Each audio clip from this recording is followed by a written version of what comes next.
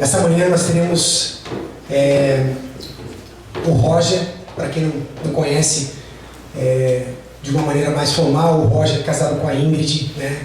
Eles estão conosco praticamente desde o princípio de todas as coisas. Eles têm se dedicado arduamente a essa casa, a esse ministério. Eles têm um propósito, né, de compromisso muito forte. A gente tem assistido isso, a gente tem vivido esse caráter de Deus na vida deles. E como nós entendemos, como parte da nossa filosofia ministerial, de formarmos líderes, de capacitarmos pessoas, né? Nós entendemos que esse é um momento, né, de dispor, né, de proporcionar o crescimento, né, enquanto pregadores também. Ele já serve a casa através do ministério de adoração, e nós queremos que Jesus também o colocou, né, nesse chamado de pregar o Evangelho. E essa manhã nós vamos ter o privilégio, então, de ouvir a voz de Deus através da vida do Roger. Amém? Amém. Então eu quero que você possa estender a tua mão aqui, nesse lugar, para a vida dele. E nós vamos orar, Senhor, pedindo pela graça do Senhor, pedindo que o Senhor possa transbordar através da vida do Roger nessa manhã, Pai. Que nós possamos realmente receber de Ti, Jesus, a porção que possa vir através da vida dele. Nós declaramos, Roger, toda a autoridade do nome de Jesus sobre a tua vida. Nós cremos que o Senhor tem esse propósito sobre ti, e nós recebemos, né, através da tua vida, a palavra do Senhor pelo Espírito Santo, em nome de Jesus. Deixa Deus te usar, meu irmão. Bom dia. Mais do que privilégio estar aqui, né? A gente vem para cá com temor e tremor também, né? Nós estamos na presença de Deus, estamos entre os amados do Senhor, e gostaria de, sinceramente, assim, né, com todo o meu coração, dividir com vocês aquilo que Deus tem falado comigo, mais especificamente na semana que se passou agora, né? Então, nas minhas devocionais e na leitura bíblica, lendo Atos, quando a gente pensa em be church, né, e para quem fala um pouquinho de inglês, para quem estudou um dia na escola o verbo to be, vai lembrar que sempre antes de um verbo a gente coloca um to, né, para ele ficar no infinitivo, coisa de professor de português, né? Então, quando a gente fala be church, gramaticalmente a gente tem um imperativo. Quando alguém diz assim, por exemplo, em inglês para você, be strong, ele está dizendo, seja forte, né? E assim por diante. Então, quando a gente vê o nome da nossa igreja, be church, a gente vê o imperativo aqui, gramaticalmente falando. Não sei se foi essa a intenção do Sandro e da Débora, mas seja a igreja. E se a gente se a gente acrescenta o to be church, a gente pensa no verbo ser igreja. E a partir disso, dessas conjecturas gramaticais de professor de português e professor de línguas, eu fiquei pensando, meus amados, o que é hoje ou sempre ser igreja? Existem diversas pregações, diversos livros, diversos pareceres, diversas opiniões sobre o ser igreja. Quem estava aqui quando o pastor André pregou para nós, ele pregou sobre justamente o ser igreja. Ele trouxe várias definições, várias linhas de pensamento sobre essa questão do ser igreja. E eu fiquei pensando que é inevitável nós não recorrermos à palavra de Deus quando a gente pensa em igreja, a Atos 2. Especificamente, Atos 2 e 3. Ou todo o livro de Atos, ou toda a Bíblia. Então, o ser igreja, meus amados, existem diversas fontes, diversos pareceres, diversas opiniões, mas se a gente não se volta para cá, talvez a gente se perca no meio do caminho. Então, para a gente viver o ser igreja, né, para nós, no dia a dia, vivermos e vivenciarmos aquilo que a palavra de Deus nos fala, é inevitável nós não pensarmos em Atos 2 e 3, que tem justamente nesses capítulos o melhor espelho para nós hoje do que seria, ou que deve ser, ou que melhor deve ser um modelo de igreja. Você crê nisso? Amém. Talvez você pense um pouquinho diferente, mas para mim, né, e para quem estuda um pouquinho, há mais tempo já a Bíblia, vai lembrar Atos 2, né? Todo mundo fala, existem campanhas, camisetas, a igreja ideal de Atos 2, que vivia em comunhão, que dividia o pão, que partilhava tudo. Então, essa é a base daquilo que eu gostaria de conversar com vocês essa manhã. E assim, se nós pensamos hoje, né, no século 21, na pós-verdade, né, na pós-modernidade, quais são os modelos de igreja que nós temos hoje? Bom, você vai tentar puxar na sua cabeça aí quantos nomes de denominações nós temos, né? Mesmo dentro das igrejas evangélicas, quantas igrejas, quantos nomes, quantos modelos, quantas doutrinas nós temos. E em meio a todos esses nomes e doutrinas e modelos, nós também vamos ter recursos tecnológicos infindos, inviáveis, recursos ministeriais, músicas, ministérios de louvor, estilos de louvor. A gente estava conversando hoje aqui de manhã, estilos de pregador, né? Silas Malafaia, Cláudio Duarte, enfim, se você quer dar risada, se você quer sentir um pouquinho de raiva, dependendo daquilo que você quer sentir, você procura um pregador e automaticamente a gente percebe que a cara desse pregador acaba sendo também a cara da igreja, né, Sandra? Então, quando a gente pensa em igrejas hoje, igrejas pós-modernas ou pós-verdade, como chamam alguns historiadores, nós estamos onde nisso tudo? Se a gente para, meus queridos, para pensar no contexto em que nós estamos vivendo hoje, nessa pandemia, esse distanciamento social, mesmo aqui dentro da igreja, nós estamos distantes fisicamente uns dos outros. O que é ser igreja hoje? Quantos de vocês acompanharam aquelas 2 ou 3 primeiras semanas da pandemia, em que o Sandro, todo domingo de manhã, pregava, né? A gente conseguia assistir ao vivo, mas lá na tua casa, né, de pijama. Então, o que é ser igreja? Todas essas questões, né, me vieram à mente, e como disse a vocês, eu corri lá para Atos para ver o que Deus me trazia e conversava comigo.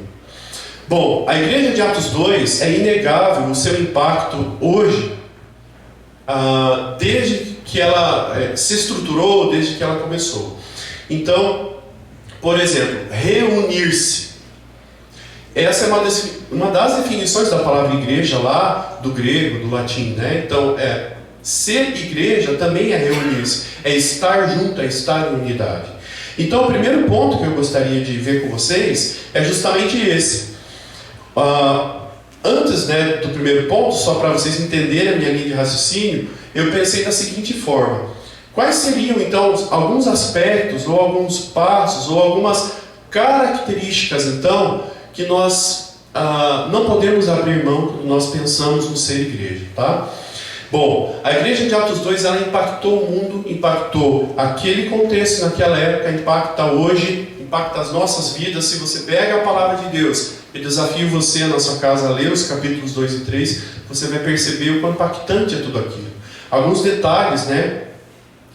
A igreja daquela época, quando começou, meus queridos, fez o inferno recuar, né? Fez o inimigo e seus demônios ficarem com medo, e Jesus Cristo, né, um pouco antes disso, as portas do inferno não prevalecerão contra essa igreja.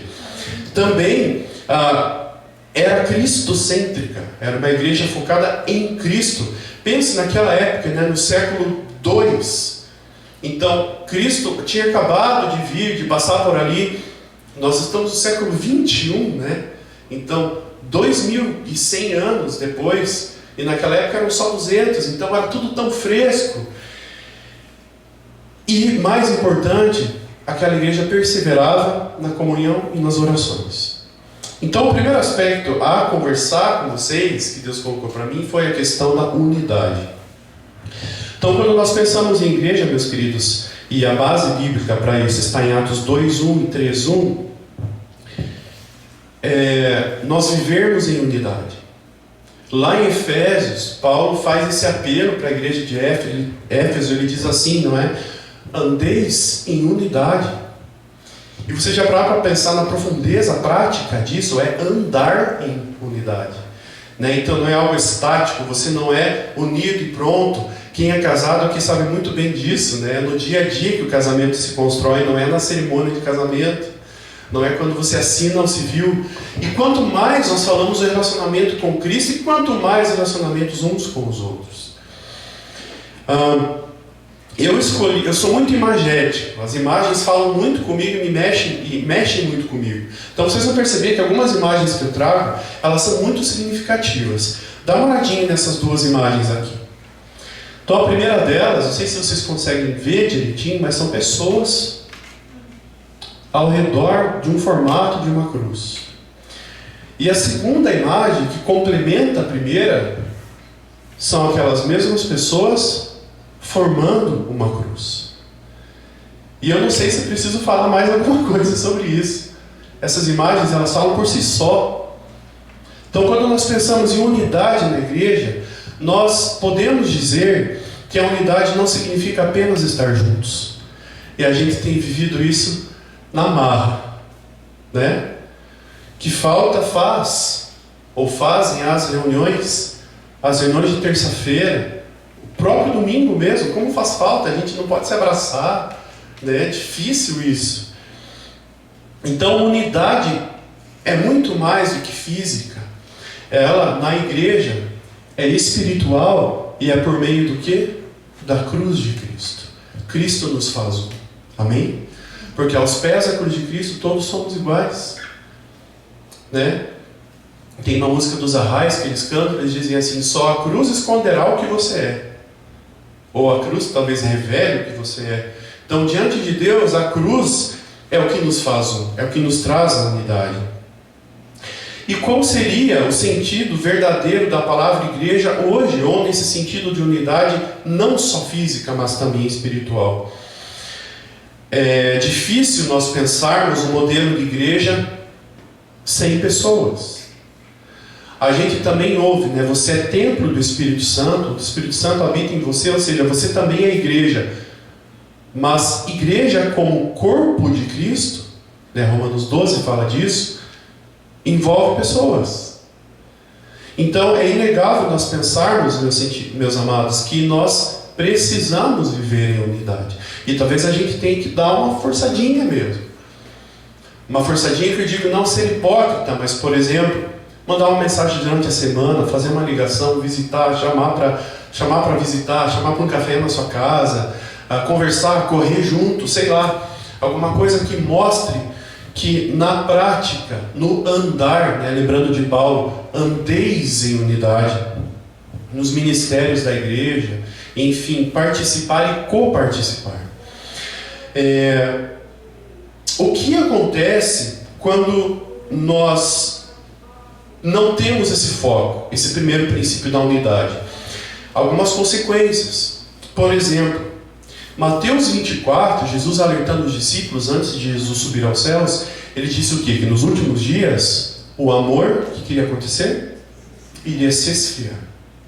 Então, quando a igreja não vive em unidade, a gente percebe que aquilo que Jesus falou que aconteceria, talvez chegue mais rápido. O amor talvez se esfrie mais rápido.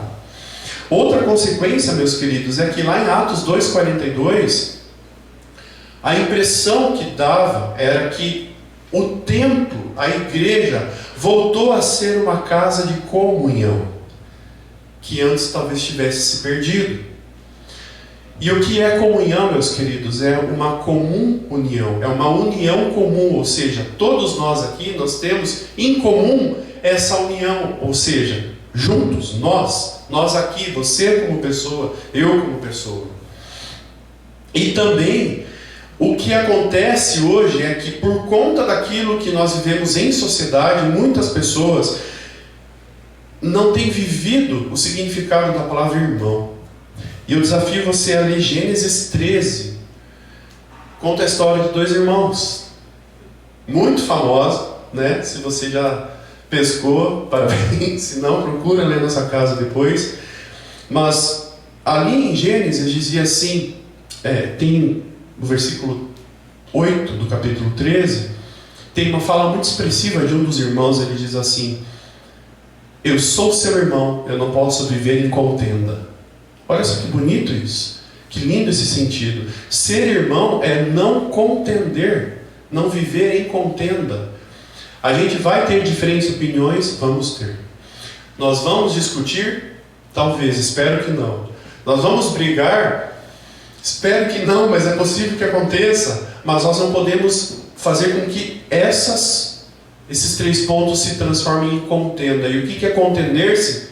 Nesse versículo 8, o que acontece? Cada um vai para um lado. Então, deixar de ser irmão é cada um ir para um lado diferente. Não é forte isso? É você ir caminhar por caminhos diferentes. E também, eu acho que sem unidade, meus amados, a gente acaba vivendo ilhado. E algumas vezes a gente cria ilhas. Nós criamos barreiras existenciais e nos afastamos das pessoas. É muito difícil nós aceitarmos o diferente. E muitas vezes, a psicologia fala um pouco disso. Se eu estiver errado, Débora, me ajude. Mas muitas vezes a contenda que você acaba criando com o outro é porque o outro é exatamente o que você é. E você não gosta do que você é em você, então você acaba tendo raiva do outro porque ele é o que você é. E quando a gente fala em corpo de Cristo, meus amados, lembre-se dessas imagens. O que deve priorizar a nossa imagem, tanto a nossa quanto a maneira como nós olhamos os outros, é a cruz de Cristo. Nós somos pecadores salvos, resgatados, transformados dia a dia. E parte dessa transformação, quem nos ajuda é o nosso próximo. Para que existem pessoas difíceis nas nossas vidas? Para que nós sejamos moldados, para que nós sejamos transformados, né? Então a unidade, Salmo 133 diz como é bom e agradável viverem unidos os irmãos. E se já prestaram atenção no último versículo do Salmo 133? Abre lá, por favor. Salmo 133, último versículo. Diz ali assim, como é bom e agradável, lá no começo, né?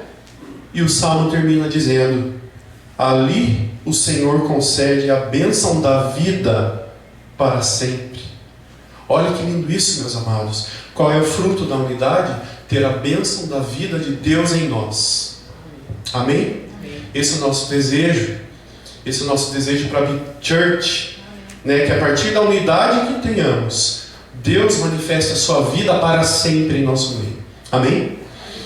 O segundo aspecto, que é inegável, uma característica fundamental do ser igreja, é a oração.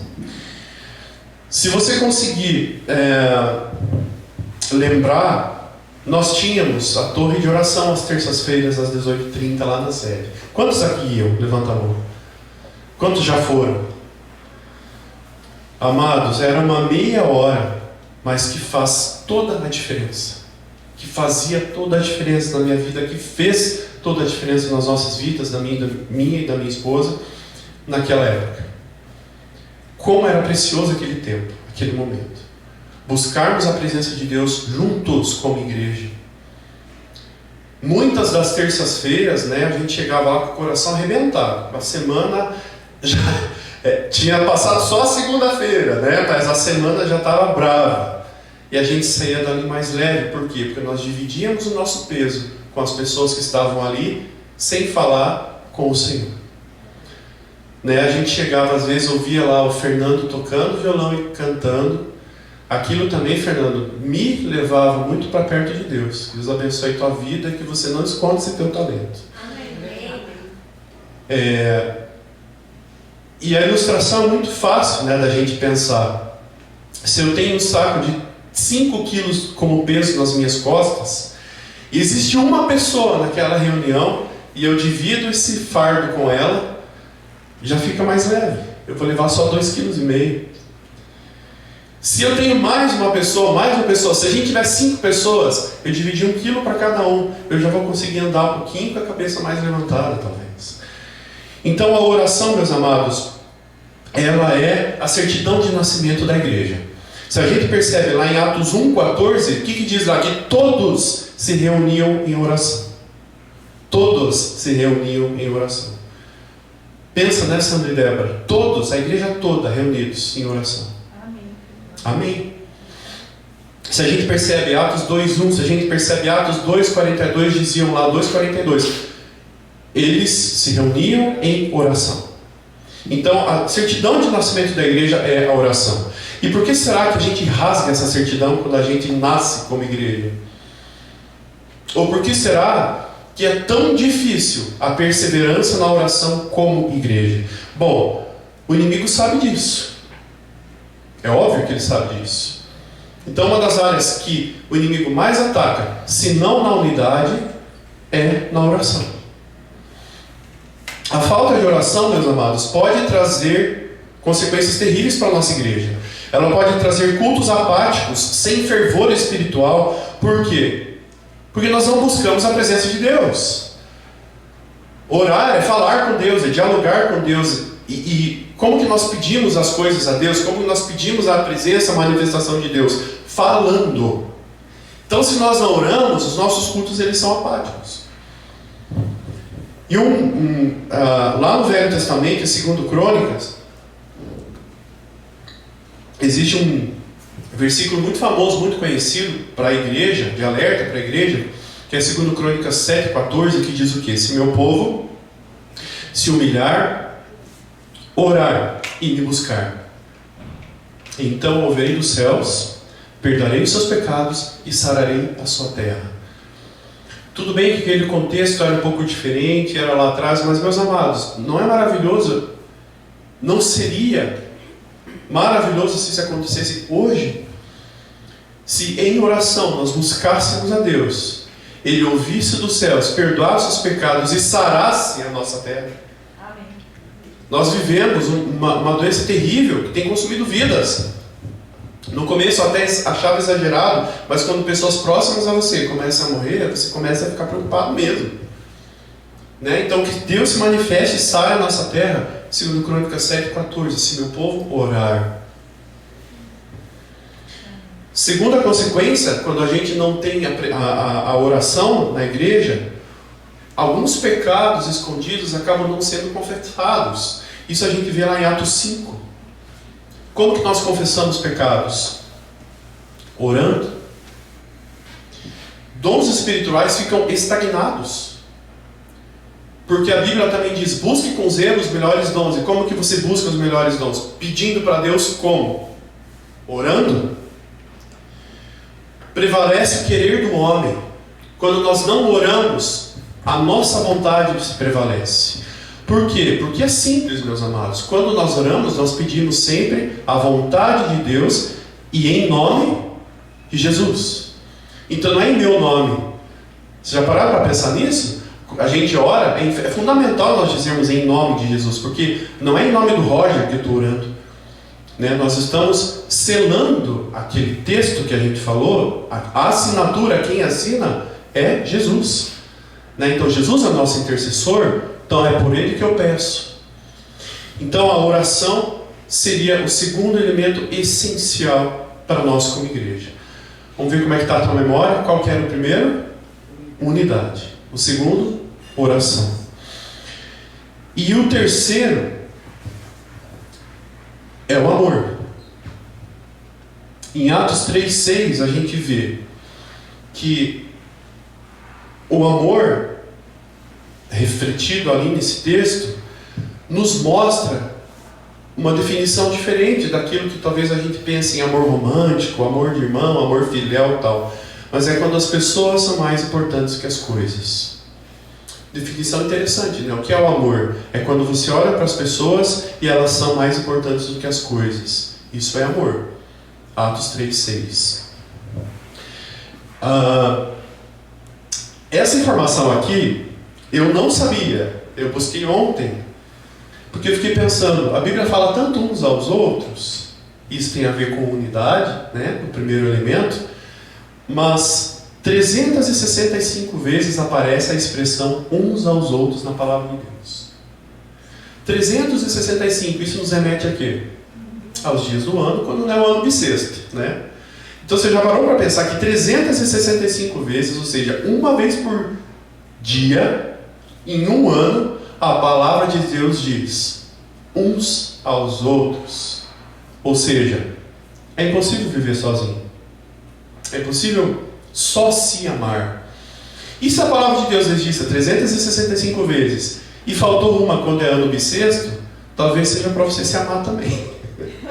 Né? Uns aos outros são 365 e um dia é para você. Então, meus amados, amor é muito mais do que palavras. A gente pensa em 1 Coríntios 13 quando fala do amor. Sem amor, nada seria.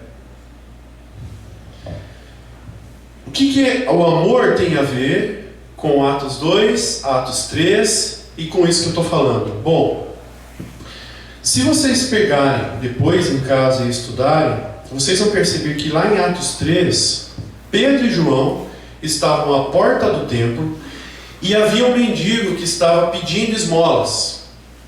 Esse mendigo vira para os dois e pede, e João e Pedro dão uma resposta muito interessante para eles. Eles dizem assim: olha, eu não tenho ouro nem prata, mas o que eu tenho eu te dou. Levanta-te e anda. Isso é amor. Muito mais do que dar ouro e prata, Pedro e João olham para a necessidade de maior necessidade daquele pedinte, que era sair daquela situação. Então, quando nós estendemos as mãos e tiramos as pessoas de situações em que talvez elas não estão conseguindo sair sozinhas, nós na prática praticamos o amor. Livrar pessoas de situações que talvez sejam impossíveis para elas. E às vezes, meus amados, não é situação material apenas, né? A gente sabe, pessoas que às vezes têm tudo, mas não têm nada. E o que nós temos? Nós temos o amor de Jesus que foi expresso na cruz. O amor que foi cravado com espinhos. E é esse amor que é capaz de dar e preencher o vazio das pessoas. Só que Pedro e João nem sempre tiveram essa visão. Se a gente volta lá para Mateus 24, Jesus chega ao templo pela primeira vez com os discípulos, e os discípulos ficam maravilhados com o tamanho daquele templo, com os detalhes do templo. E provavelmente eu imagino o alvoroço daqueles 12 discípulos pensando: nossa, meu Deus, mas que coisa mais linda, eu nunca vi isso. E Jesus fala o que para eles? Fala assim: vocês acharam bonito? É muito legal esse templo, né? Mas sabia que não vai ficar pedra sobre pedra? Ou seja, a visão que aqueles discípulos tinham lá em Mateus 24, depois do Pentecoste, ou seja, quando o Espírito Santo desce e abre a visão desses homens, então, depois, em Atos 3, Pedro e João têm uma nova visão a respeito de um pedinte, de um mendigo. E eu creio que sobre todas as pessoas.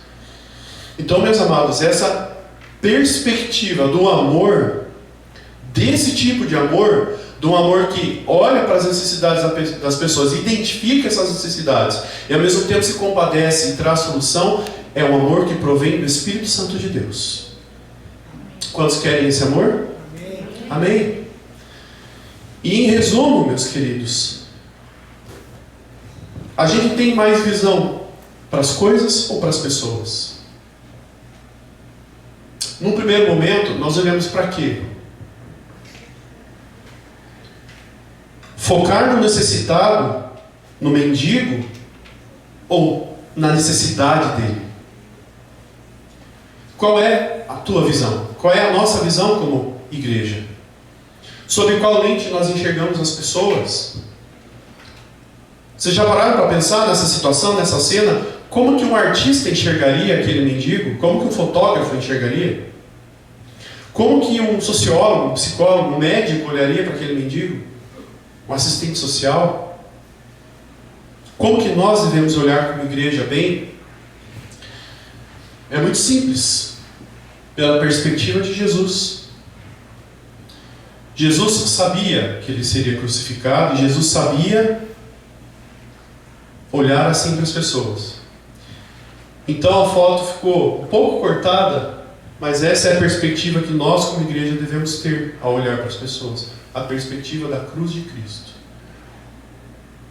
Que diante de Cristo, diante da cruz dele, todos somos iguais. E mais do que isso, Jesus deu a vida pelas pessoas.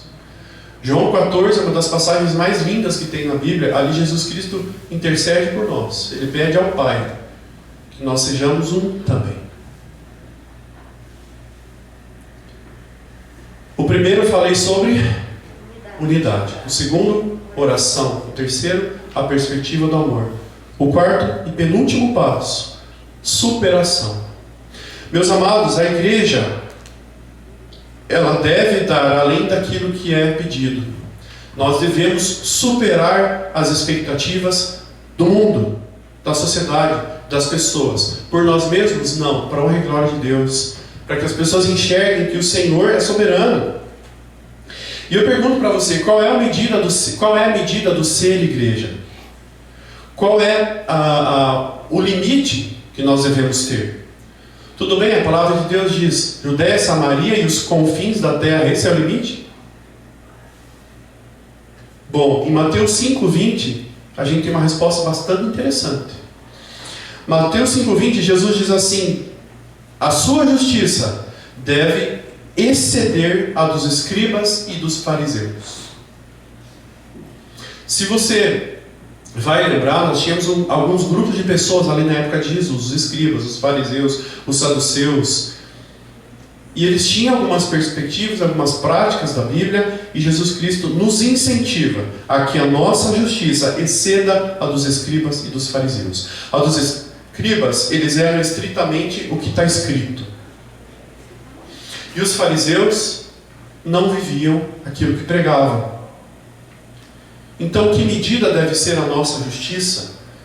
Deve exceder, no bom sentido, aquilo que a palavra de Deus nos traz sobre praticar e viver o amor, mas também viver um amor sem hipocrisia. É fácil ser cristão? Não é nada fácil.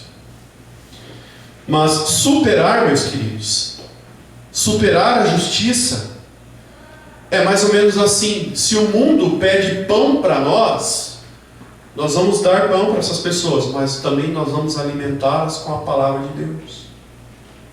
Se o mundo pede um hospital, a gente vai levar essas pessoas para consultar, mas também nós vamos ajudar essas pessoas a curarem suas almas, apresentar a elas o médico dos médicos. Isso é exceder, isso é superar. Se o mundo pede escola, nós podemos dar escolas, mas nós vamos ensinar também a palavra de Deus. Se o mundo pede uma participação comunitária da igreja, nós vamos lá, mas também nós vamos construir uma sociedade melhor e mais justa sob a perspectiva de Cristo. A igreja hoje, meus amados, deve entender que nem a esquerda, nem a direita, politicamente, vai resolver os problemas sociais do nosso mundo. É a igreja que vai resolver por meio de Cristo. Amém. E quem é um pouco mais crítico vai lembrar do Apocalipse, que vai dizer que nós estamos vivendo o fim dos tempos. Então essa sociedade, meus amados, não tem cura. A cura é Cristo. Amém.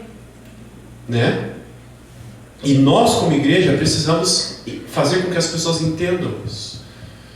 Se você vai lembrar, no final do ano passado, no Natal, nós levamos 120 cestas básicas para um bairro bem carente aqui de Irati. E nós fizemos o quê? Nós chegamos, batemos palma, entregamos a cesta e dissemos: Deus te abençoe. Isso? Não. Amados, foi algo super simples. E entendo quando eu digo simples, eu não estou dizendo que foi fraco. Eu estou querendo dizer que foi muito fácil e gostoso, abençoador fazer aquilo. A gente chegava à casa das pessoas, entregava uma cesta básica, porque eles estavam nos pedindo pão.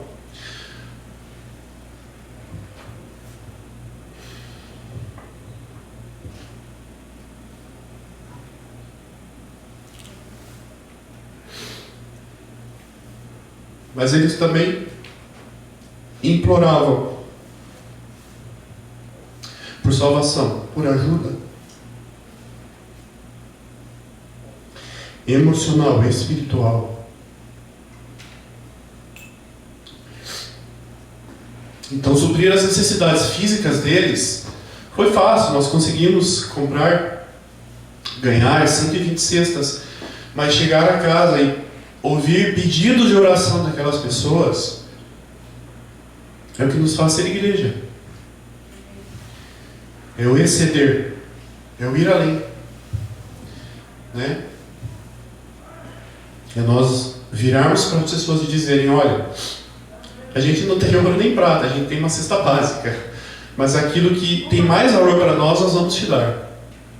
Nós vamos orar com vocês, né? Nós vamos manifestar a presença de Deus neste lugar, na tua casa, aqui. Buscar a presença de Deus juntos. Isso é o que o mundo espera de nós. Amém? E o último ponto é a questão do testemunho. Então, unidade, oração, amor, superação e testemunho. Meus amados, nesse versículo de Atos 3, para mim foi muito forte isso, né? Essa resposta que Pedro e João deu para aquele pedinte. Eles dizem assim: olha para nós não temos ouro nem prata, mas o que temos te dou. Levanta daqui, sai daqui, vai para uma vida melhor. E a frase que me chamou a atenção foi o olha para nós. Olha para nós. Meus amados, será que nós como igreja podemos dizer isso para as pessoas? Ei, olha aqui, olha para mim. Veja Cristo em mim. Veja Cristo na B-Church. Será que a gente pode dizer isso para as pessoas? Nós podemos testemunhar assim? Tem uma frase de um escritor chamado Ralph, ficou cortadinha ali, Ralph Waldo. Ele diz assim: as suas atitudes falam tão alto que eu não consigo ouvir o que você tem para dizer. Então o testemunho, meus amados, é viver, é vida.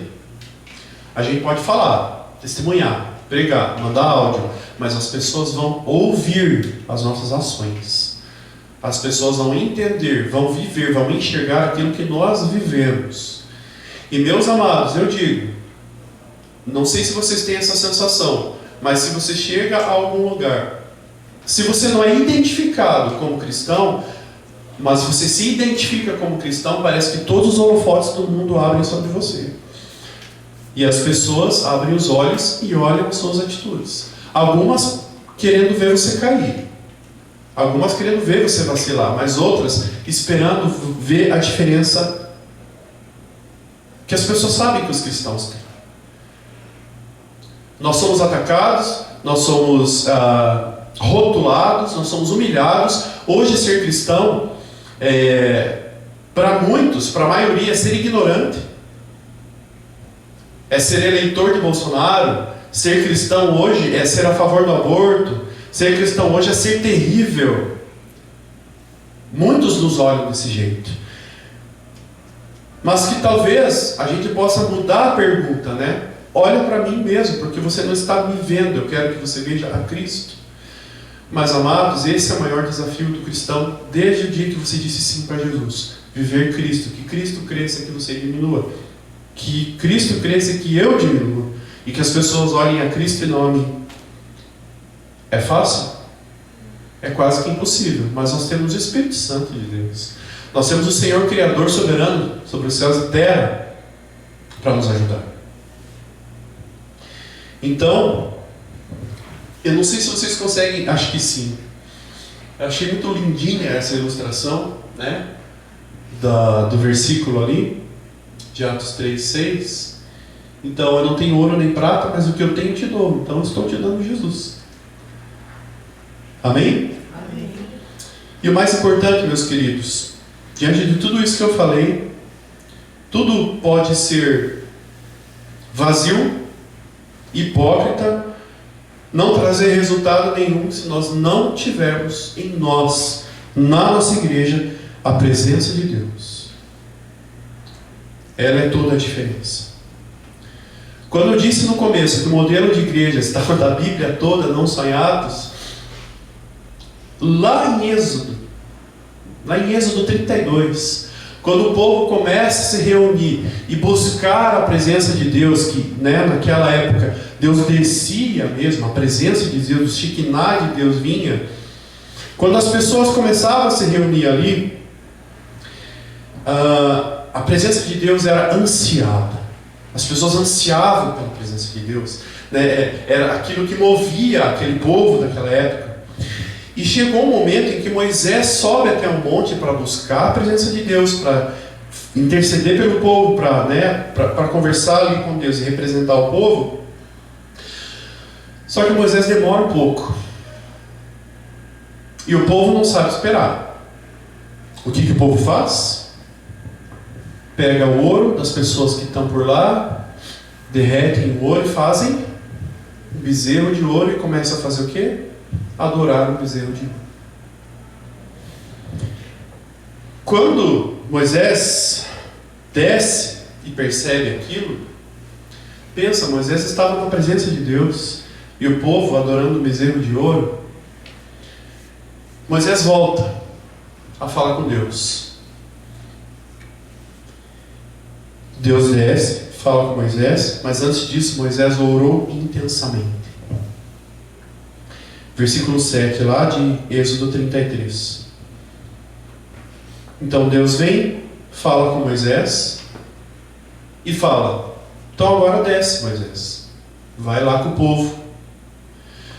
E qual foi a resposta de Moisés? Olha, Senhor, eu só vou sair daqui se a tua presença for comigo. Então, meus amados, unidade, oração, amor, testemunho e superação, sem a presença de Deus, não será nada. E que essa seja a nossa oração. Que a presença de Deus, que o nosso querer de ver a Deus face a face, seja como a oração de Moisés: Senhor, eu só vou sair daqui com a tua presença. Então, neste momento, clame pela presença de Deus aqui agora, neste lugar, na tua vida, na tua família, no teu trabalho, no teu emprego, onde você for. Vamos clamar juntos como igreja pela presença de Deus, para que o impacto e o poder da presença de Deus nesse lugar se manifeste e que nós sejamos igreja. Amém? Coloque-se em pé, por favor, e nós vamos clamar pela presença de Deus.